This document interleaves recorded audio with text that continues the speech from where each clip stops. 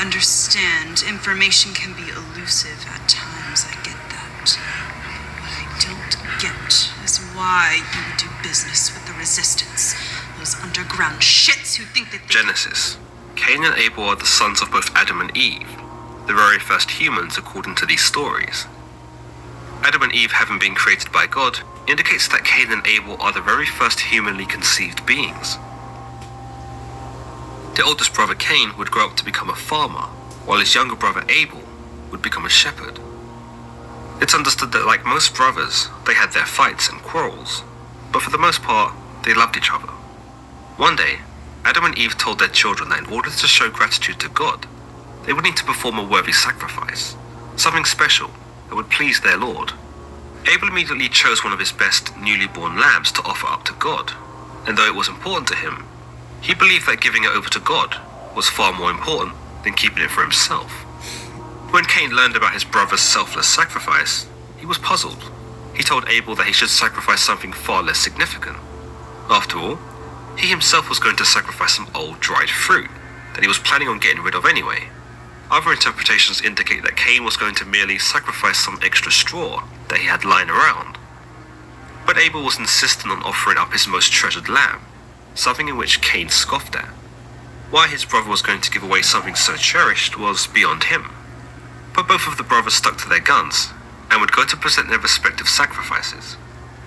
In the book of Genesis, God is stated to have looked with favor upon Abel's sacrifice, but did not look with favor upon Cain's. While there doesn't seem to appear to be a vivid description from the passage as to how God made it clear he was more satisfied with one offering than the other, some interpretations of the tale use fire to represent this. The idea is that Cain and Abel both placed their offerings into a fire. Abel's lamb burned up in the fire, and the flames roared as the sacrifice was consumed. But when Cain placed his offering into the fire, the sacrifice merely smouldered, and the fire itself died down. By this telling, it's understood that Abel's sacrifice was well received by God because of the magnificent way in which it had burned. Cain's, on the other hand, did not, implying that it was not as worthy as Abel's. Cain grew jealous. He couldn't see the logic behind why God had preferred Abel's sacrifice over his. He grew angry at his brother, and it would lead him to become consumed with venomous thoughts, those of which led him to sin. Cain lured his brother out into the fields one day and struck Abel, killing him. Immediately, Cain realized what he had done, but he wasn't so concerned with the loss of his brother, but more so the consequences he might face.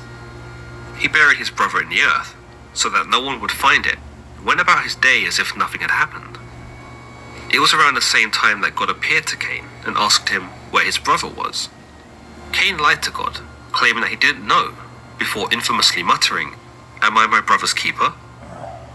But God knew the truth about what had happened, and challenged Cain, demanding to know how he could be so hateful, and how he could take his own brother's life. The realization of what he had done struck Cain so much so, that he fell to the ground sobbing. God would not be so lenient with his punishment though.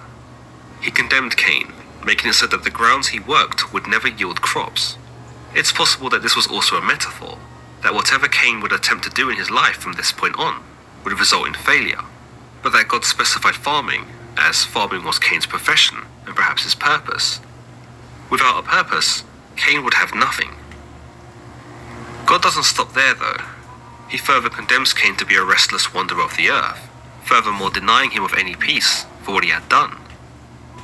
Cain would actually declare that the punishment was too harsh and that he could not bear such a fate. He also expresses his concern that if he is to wander the earth, he would not be safe and possibly killed. But God had an answer for that too, and declared that none in the world would kill him, because they would suffer vengeance 7 times over.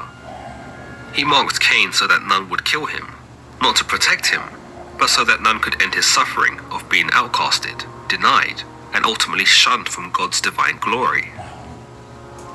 The story of Cain and Abel demonstrates the old idea that there cannot be good without evil, Abel being the good and Cain being the evil.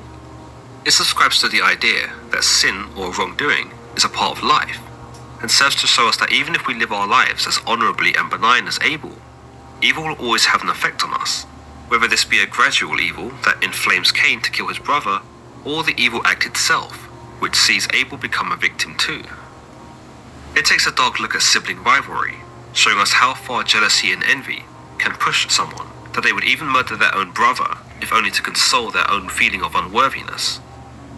You might even say that this story shows us how rejection and betrayal can cause someone to become malevolent and hateful, in that Cain appeared to have loved God as well, perhaps not as much as Abel, but enough that he bothered to sacrifice something in the first place. He could have chosen to ignore God altogether, but his outrage at how God favoured Abel shows us that he must have cared what God thought. This rejection from God, a rejection that comes without reason in Cain's eyes, is perhaps the catalyst which turns him towards his dark path.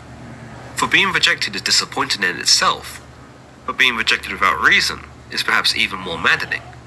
However, you might also argue that Cain only sacrificed anything because he was told to by his parents, and that his outrage towards God's favouring of Abel isn't because he cares about God, but because his younger brother outperforms him in this task, or is seen as more worthy, thus causing him shame. Some may even see a correlation between the tragic story of Cain and Abel and real-life relationships, at least in terms of jealousy.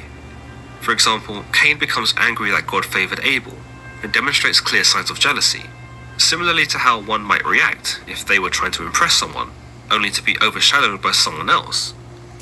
Jealousy is something we've all likely experienced at some point in time, whether romantically or otherwise, so I think it's accurate to say that all of us can at least understand Cain in this respect. While most of us would gratitude to God, they would need to perform a worthy sacrifice, something special that would please their Lord. Abel immediately chose one of his best newly born lambs to offer up to God, and though it was important to him, he believed that giving it over to God was far more important than keeping it for himself. When Cain learned about his brother's selfless sacrifice, he was puzzled. He told Abel that he should sacrifice something far less significant. After all, he himself was going to sacrifice some old dried fruit that he was planning on getting rid of anyway. Other interpretations